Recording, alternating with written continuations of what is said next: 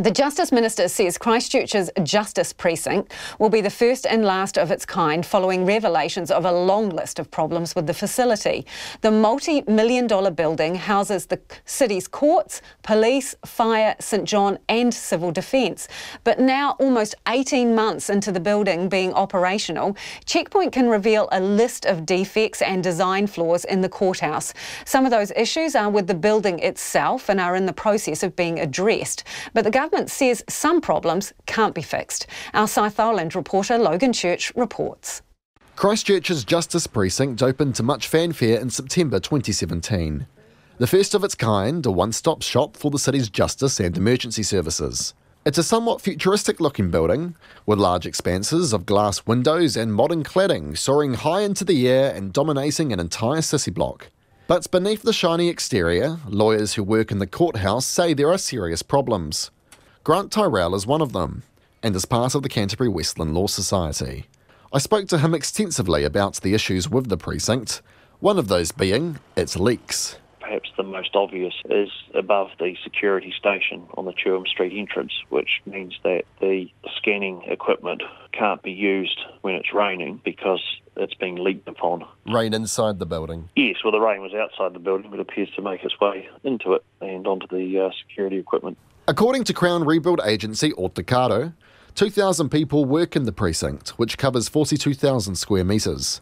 The courthouse itself features 19 courtrooms, but leaks are just the start of the problems. Another is private interview rooms. Neither side, as I understand it, and certainly the lawyer's side, is soundproofed, and it's often been said, and only in jest, that the only confidentiality in those rooms is between the client and the lawyer, because it's more difficult to hear the client on the other side of the grill than it is the person next to you. The court wraps around a large atrium covered in slate tiles. It's quite an impressive sight, with courtrooms lining walkways which overlook the atrium. But Mr Tyrrell says that causes a serious problem, especially on the third floor outside the family courts. There is a balustrade that is no doubt more than adequate in most situations. In the court environment, there's a genuine risk that someone will go over the edge or be helped over the edge. An important part of our democracy is also the separation of the courts and the police. But Mr Tyrrell says having both the courts and the police in the same building can erode that perception of separation. It really leaves a very poor perception and gives the sense that it's a bit of a one-stop shop from police to courts, when obviously in a functioning democracy the courts are completely separate and must be completely separate from the police. The list of problems continues. The main list court, it is too small. First call of high-profile matters, that gets pretty full and becomes harder to manage. And immediately outside of the list court, there is very small cell facilities. I think there's 2. Regardless of all of the problems, Grant Tyrrell thinks this building is a step up from the old courts on Durham Street. It's a far nicer building. There's a lot of external interview rooms around the courts. It's a modern, airy building. There's facilities, there's space for external providers. We contacted the Ministry of Justice about all this. An interview request was declined. However, their media team did send through a 509-word statement, which they said could be attributed to Chief Operating Officer Carl Crafer. On the balustrades, Mr Crafer says they exceed the building code's recommended height by 30 centimetres. They also say that there is no furniture up against them which would allow a leverage point. In terms of courtroom size, they say they are similar to other courtrooms throughout New Zealand, and security staff are always available for high-profile appearances. On the leaks, they confirm that leaks are a problem and Fletchers are continuing to investigate and conduct tests. On the non-private, private interview rooms, they say final sound testing is underway.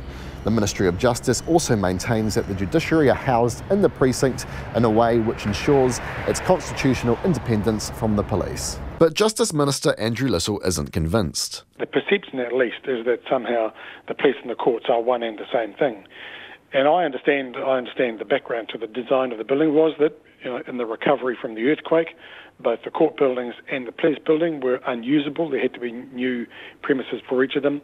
Someone had the bright idea of banging it all together because, they were part of administering justice, and that's what happened. And notwithstanding the advice I've had that there was extensive consultation, nevertheless, I think that is an inappropriate arrangement. Mr Little confirmed that Fletcher's had a lengthy list of defects to fix. He says he will not build another precinct like this in another city should the opportunity arise. It has been raised with me in a different city in the country since I've been the Minister of Justice, having a building that combines those two functions, and I have been very clear, not on my watch. I will not sign off on premises that integrate the police and the courts again. National's Christchurch Central MP, Nikki Wagner, was the minister responsible for Greater Christchurch regeneration when this building was in its final stages of construction. She admitted in 2017 the project, which was besieged by delays, would cost Fletcher's an extra $100 million. The original budget for the project was $300 million.